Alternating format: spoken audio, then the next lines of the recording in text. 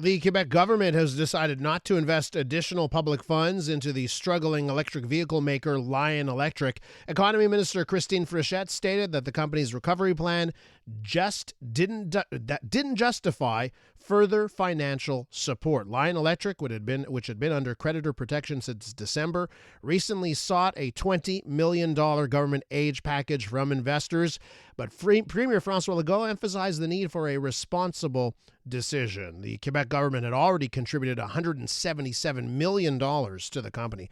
Let's get Daniel Breton's take, of course, a big advocate for electric vehicles and the president and CEO of Electric Mobility Canada. Danielle, welcome back to the program. Hi. What does this decision mean to let Lion Electric falter here?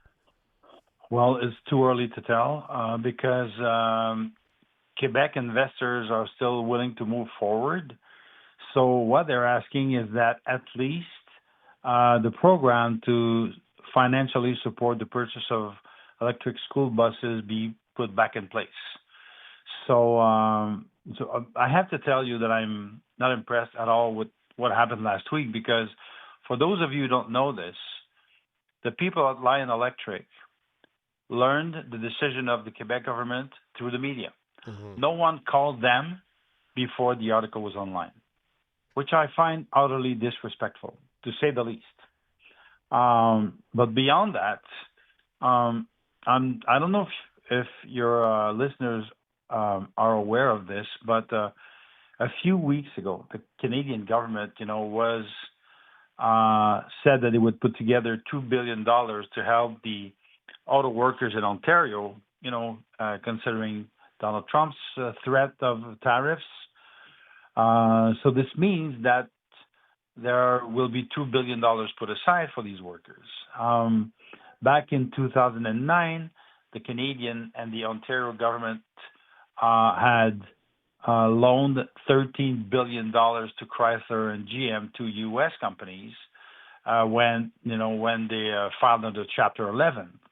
So what it means is that it seems that we are willing to help workers and manufacturers of other countries, but at a time when we're saying we should be less dependent on U.S. manufacturers, while a Quebec company that's going through some trouble won't find any help, which indeed will do exactly that.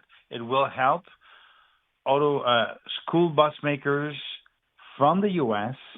sell their vehicles in Quebec and in the rest of Canada, while Lion won't get any help. To tell you the truth, I'm not happy about this. I'm not impressed about this at all. So I wonder, because there have been a lot of bad headlines, Daniel. Let's be honest about this. Oh, yeah. Whether it's a lot of disinformation, to tell you the truth. Well, a lot of what has been said in the media was wrong. Yeah. And not only that, but now the price of diesel buses has gone up in the last 3 years from $115,000 to $200,000 a bus. Mm-hmm. So they're asking for more subsidies, because you have to keep in mind that it's not just the electric buses that are subsidized. School buses that run on diesel, the diesel is significantly subsidized to the tune of tens of millions of dollars a year. So this is the part that no one talks about. Yeah. And it only favors our dependence on oil, our GHG emissions, our air pollution. It endangers the health of kids, plus it helps American manufacturers. So, Daniel, is it fair to say that Lion Electric is paying the price for the bad headlines surrounding Northvolt and other failed investments by the Quebec government? Yeah. I think this is more political than economical. As I said, the Quebec government, day in, day out, they subsidize the purchase of tariffs. They help the diesel bus, the transporters. So to me, if people started making the calculations on how much it's costing us to keep those diesel buses rolling and to not help Lion Electric, and even if it was no help at all for the government, not the $24 million, but just to bring back the purchase incentives for electric school buses, that would make the difference. But we can't even get a response on that from the government. So they're saying that they're acting responsibly. Actually, I think they're sticking their head in the sand. And let me ask you, because we actually spoke to a bus company operator. They operate school buses for various school boards on the island of Montreal. And, Yeah. they've bought Lion Electric buses. And they were telling us on air how, the service, it's very hard for them to get service right now. They've been waiting weeks and weeks to get service on some of their Obviously. buses. Exactly. And so what does that mean for all the Lion Electric buses that have been sold? If this company does go under, are these buses going to become useless sooner than later? Well, that's the other part of the conversation. I think that one of the reasons why we want to help Lion start again their business is to get that service, to keep that service going, because the workers want to help. The workers want to do the job. The people doing service are more than ready to service these buses. But now with the situation, most of them are gone back home and they're waiting for a decision.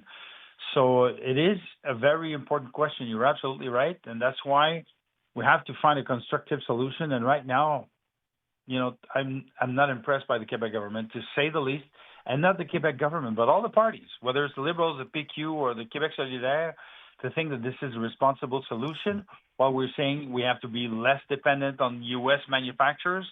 My God, they obviously don't read what's happening in the industry. But Daniel, you must understand how this is a government. They're have to go to the polls next year, and they've had all of these bad headlines, and they feel they can't afford another headline of giving more money to this company. You must get that side of this story as well. Oh, I do. I absolutely do, and that's the difference between a government that runs by surveys. Mm-hmm. And not the government that runs by vision. And to me, I'm very serious today when I'm talking about this, because the issue here is we do want to create an EV industry across Canada. And the first example that comes to mind right now of a company that's struggling is Lion Electric. And we have the Quebec government, the Canadian government, the Ontario government saying we have to help our home, we have to develop our industry and be less dependent on the U.S. because we can't trust the Trump administration. Well, here's a prime example of what you could do right now. Not even asking for any help for Lion Electric. Just get the program back in place, and then they'll do their thing. So what do you on that end? Let's talk about the federal government. We had a federal election. Mark Carney and the Liberals winning a week from today, or a week ago. There's also questions about EV rebates, the federal EV rebate coming back and that kind of thing. Any crystal ball here based on the election on where we're going to go down that path? Well, the Liberals said that they wanted to bring back some kind of rebate, and so did the NDP and the Bloc Québécois. So since this is a minority government, I'm expecting that we should see a rebate coming back soon. When, I don't know exactly. It's going to be the speech of the throne on May 26th, if I'm not mistaken. Yeah, the 27th, yeah. So after that, we should have a budget, and then normally we should see a new rebate, a new program coming in afterwards. Is it fair to say electric vehicle sales have fallen off a cliff since the federal government stopped their rebate, and also the Quebec government? I know the Quebec government rebate is back, but all of those issues that happened with that rebate as well? Well, they've fallen off a cliff in February and March because we went from 12,000 to 9,000 in January to 4,000, to zero in February and March, and now we're back to 4,000. We're expecting the federal rebate to come back. So, yes, they have fallen off a cliff, but I'm expecting, EV sales are starting to grow again. So things should look up. I'm guessing by Q3 and Q4 of 2025. Daniel, we got to leave it there. I want to thank you so much for coming on this morning. My pleasure. That's Daniel Breton. He's president and CEO of Electric Mobility Canada.